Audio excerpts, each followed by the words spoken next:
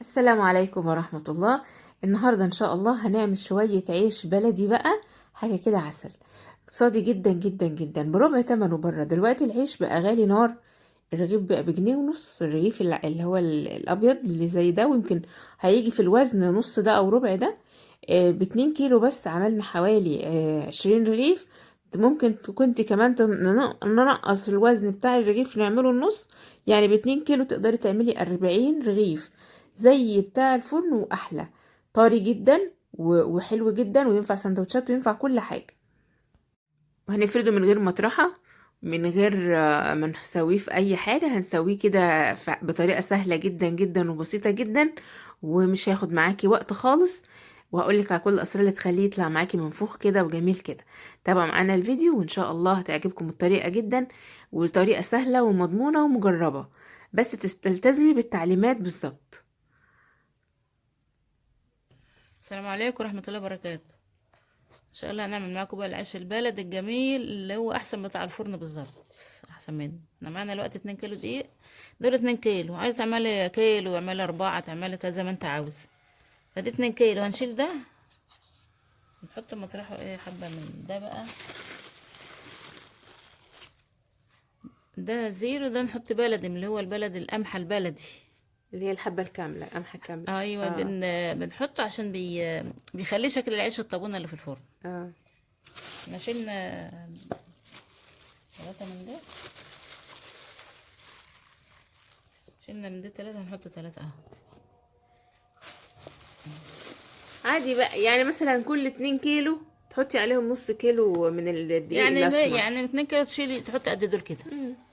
عشان ايه؟ دول بيديله ما يبقوش اللون، ربع. يديله اللون بس اللي هو بتاع الفرن. اه، والمطة برضه حتى شوفي بيبقى. بص الفرق بقى بتاع ده من ده. باين. اللون. باين، ما هو باين اه تحت يا ماما. دي بلدي وده اهو. اه. اه هو المقادير مش يعني ايه، مش بالظبط، ما هيش حلويات. العيش بالذات مش ملوش مقادير. اهو بتقلب على بعض اهو كده. كده 2 كيلو دقيق. هنحط بقى ايه معانا هنا؟ الخميرة. خليها كده برضه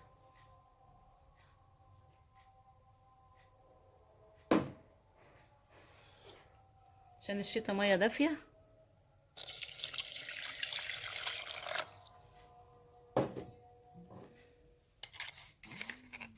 معلقة سكر. عشان تنشط الخمير. اه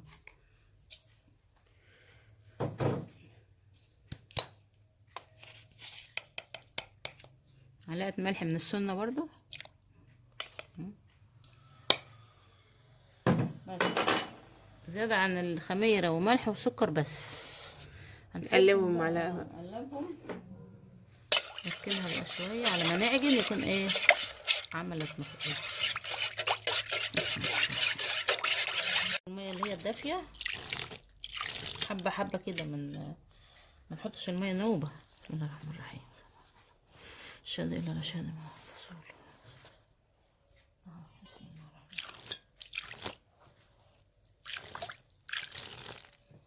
الرحيم. كده بقى كل ما يعوز مية نحط. أهم حاجة عجينه وخمره.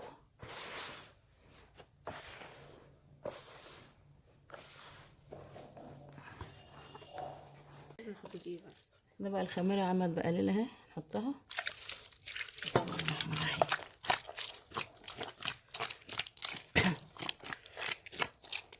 دي العيش الفلاح بقى البلد اللي هنخبزه ان شاء الله على عنب بوتاجاز من فوق. مفيش اي تكلفة فيه خالص.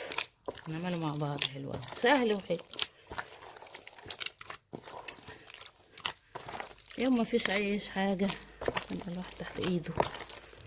وبعدين لقمة نضيفة كده يعني نضيف.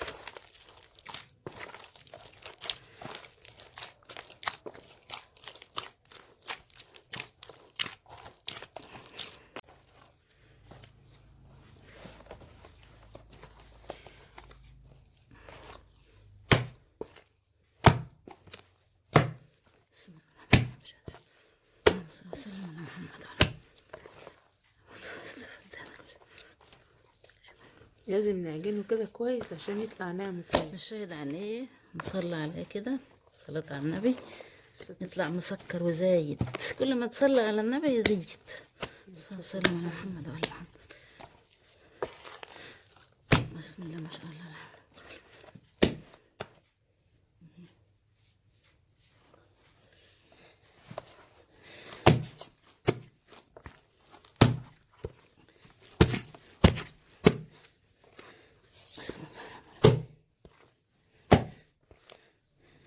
تعبيته هوا دي بتخليه يبقى ناعم،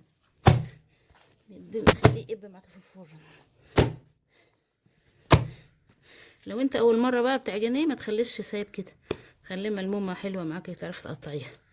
اما لو عاملاه كم مره عادي اما يسيب منك ميه عادي تبقى عرفت بقى انك تتحكمي فيه.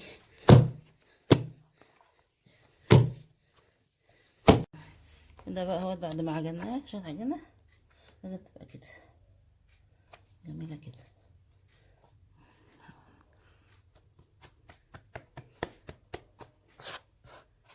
نسيبه بقى نغطي عليه كويس جدا في السقعة ديت عشان يخمر. ده بقى نغطيه ونحطه في مكان دافي عشان يخمر معانا دوري.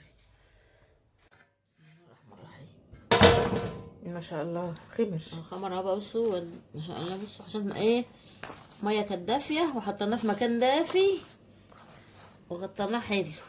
والخميرة طبعا. وحطينا خميره. بسم الله الرحمن الرحيم. صلى الله على محمد وعلى محمد.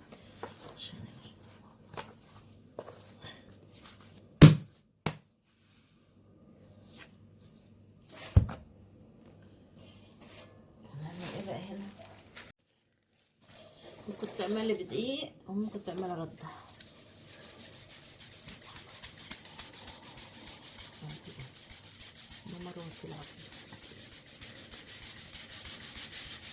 دي رده بتيجي من عند العلاج. عندكم علاج جنبكم ولا انتوا عندكم تطحنوا مثلا غله تاخدوا برده بتاعتها. دي بقى اللي عشان نطلع الخشنه دي ناخد النعمه دي.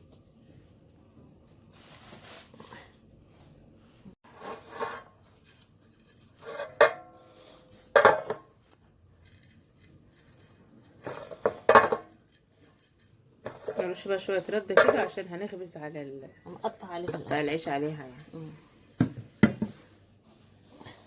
دي برضه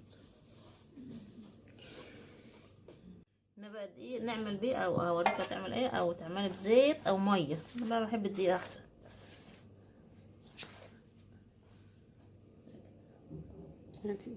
ايوه عايزه تكبري كبري صغير صغير. نعمل ايه كده؟ نعمل كده. شباب مش كنا بنقول ده هتبقى سايبه شويه يعني؟ لا جنب كده. بسم الله الرحمن الرحيم. على فكره ان لو شرد ده رده صحيه جميله.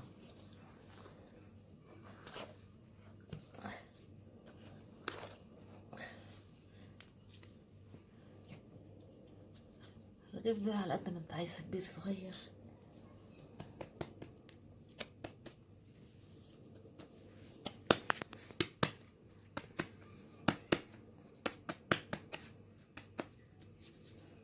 الله يبقى حبة عيش سكر بدل كنتوا معانا وبيعجبكم حاجتنا. حاجة هتبقى جميلة بكم. كده بقى ايه قطعناه اهو. هنسيبه بقى يتكنوا حوالي 10 دقايق بس يخمر، وبعدين نبدأ نشتغل فيه على طول. اما يترفع يعني. ودي اهوت لما نخلص نكمل بقى نقطع فيها. تمام. نبدأ بقى نشتغل فيه على طول دلوقتي. شوية ردة بقى وهنفرد عليها العيش. هنفرده بمنتهى البساطة برضه. وكده يعني ايه اترفع قدر ما مخدش 10 دقايق. ناخد ايه اول واحد. بسم الله. بسم الله الرحمن الرحيم.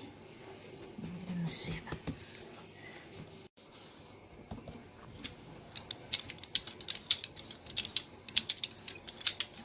نحاول نفرد بقى بالراحة كده ببساطة من جوه لبره، ورشينا حبة دقيق بسيطة عشان ما تلزقش معانا. نرفع يعني تخلي الحرف رقيق، اما القلب ده يبقى تخيط، يبقى مش رقيق يعني عشان ايه تفتحي الرغيف يتفتح. بسم الله الرحمن الرحيم.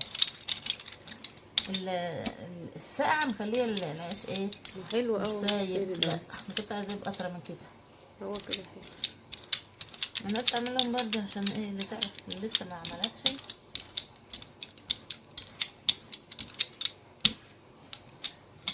كل ما تتحكمي في العجينة يعني انت اللي تغلبيها مش هي اللي تغلبك.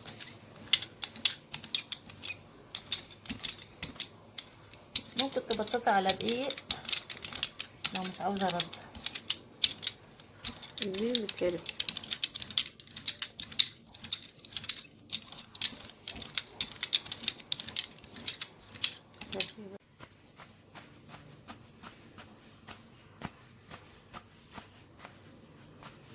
هنحطه بقى في الصينية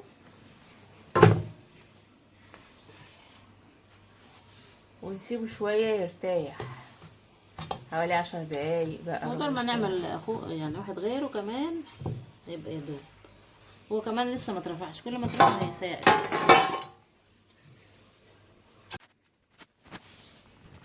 حبة دي بسيطة جدا عشان ما نزقش معانا. بدي حبة زيت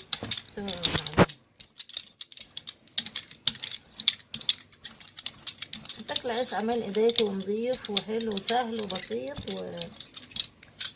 ووقت ما تعوزيه تلاقيه تحت ايدك. ده بقى ممكن تلفيه بعد ما يبرد في الفريزر، تجيبي منه تطلعيها كأنك لسه عاملاه الوقت.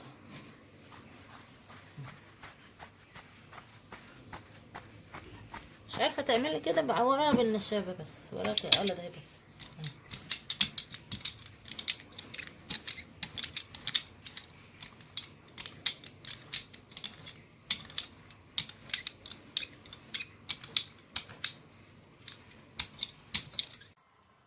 هنبدأ بقى نحطه على نار متوسطة فوق الأول. اول ما يعمل الحاجات الفكاكيع دي نحطه في تحت شويه. ما يبدأ يعني يا دوب القعر بتاعه يشد بس.